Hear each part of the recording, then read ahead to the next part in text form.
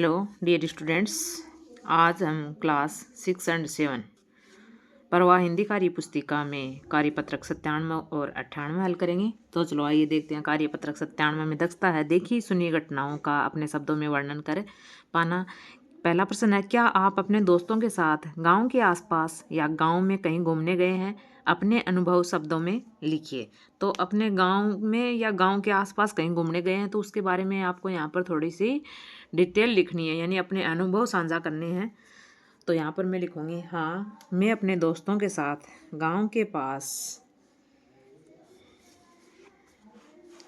हाँ मैं अपने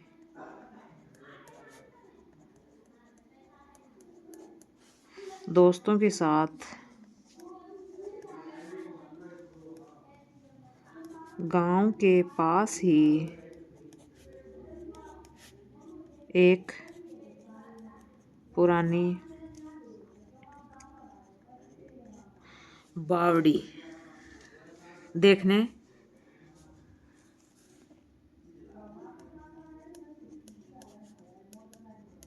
गया था,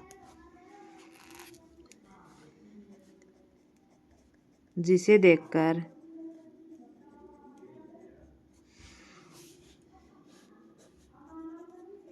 मुझे बहुत अच्छा लगा।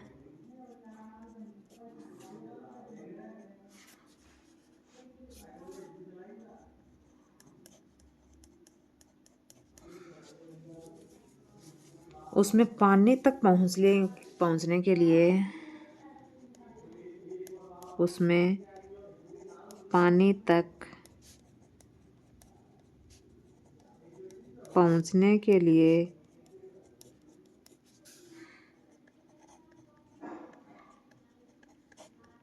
सीढ़ियाँ लगी हुई थी।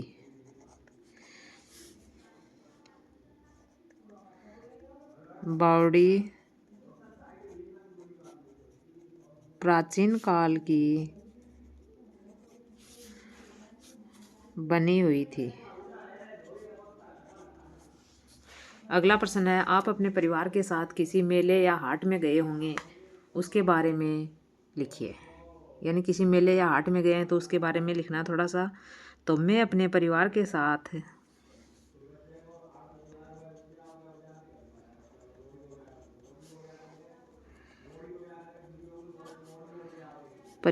साथ जन्माष्टमी के मेले में गया था या गई थी।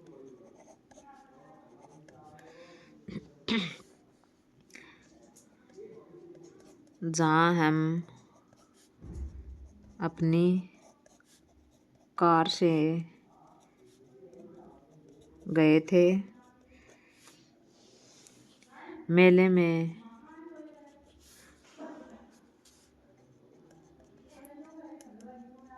बहुत सी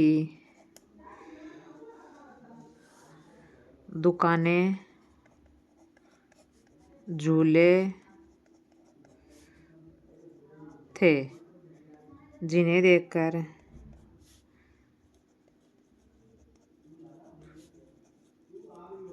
मुझे बहुत अच्छा लगा।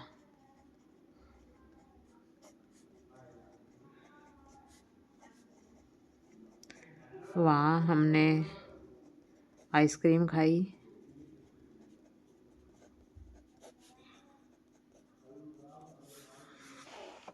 तीसरा प्रश्न, आपके आसपास आपने कोई बड़ी घटना, दुर्घटना या चोरी की खबर सुनी होगी। इस खबर या घटना के बारे में लिखिए। तो इसके बारे में हम थोड़ा सा लिखेंगे, हमारे ही गांव से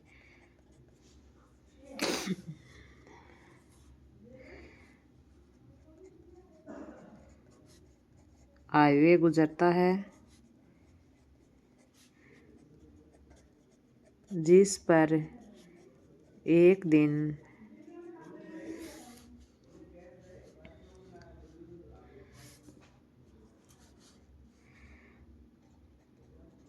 गाड़ी और ट्रोले में भिड़ंत हो गई, जिसमें 4 लोग घायल हो गए।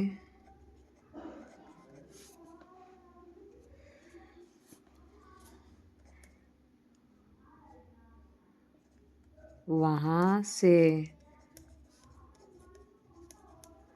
गुजरने वाले वाहनों ने ये सब देखा तो सभी ने मिलकर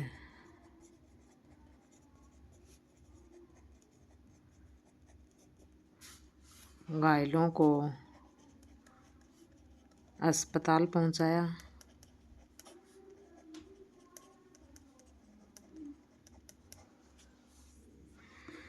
जिनमें से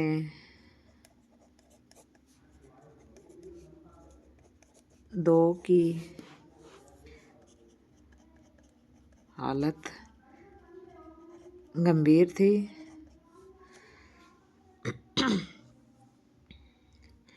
अगला कार्यपत्रक देखते हैं 98 का।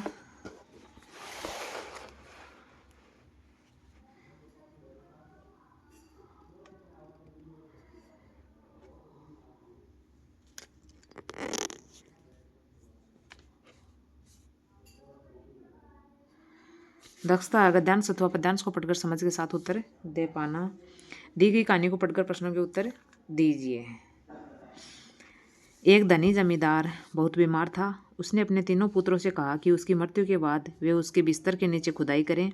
उसकी मृत्यु के कुछ दिनों बाद उसके पुत्रों ने उस स्थान की खुदाई शुरू की। खुदाई से एक के ऊपर एक रखे 3 पात्र मिले।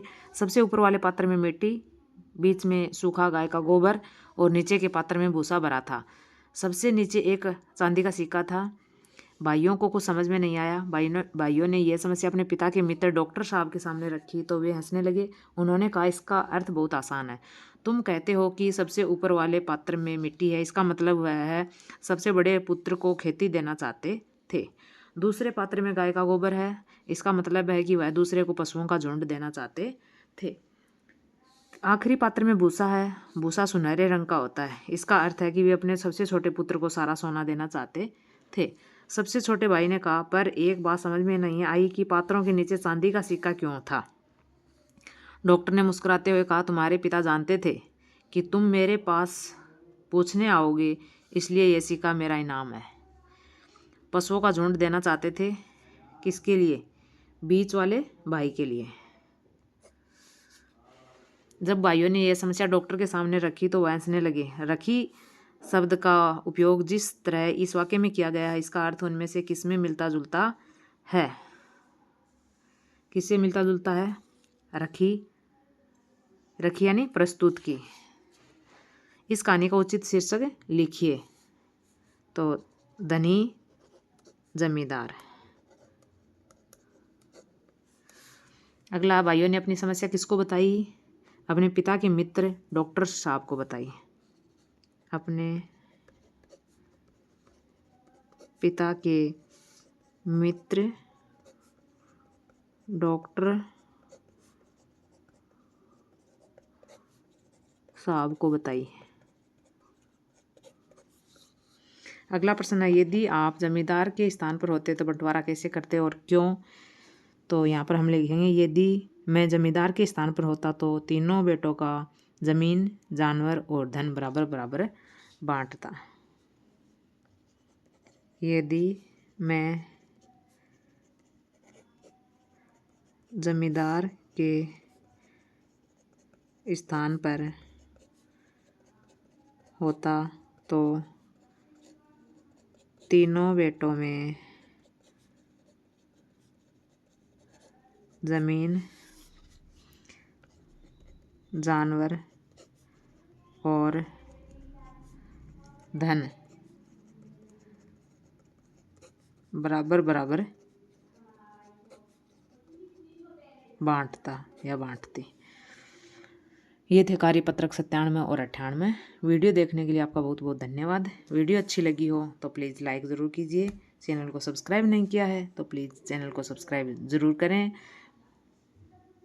बाकी के कार्यपत्रकों की हेल्प से संबंधित वीडियो आपको चैनल की प्लेलिस्ट में मिल जाएंगे, वहाँ से आप देख सकते हैं। धन्यवाद।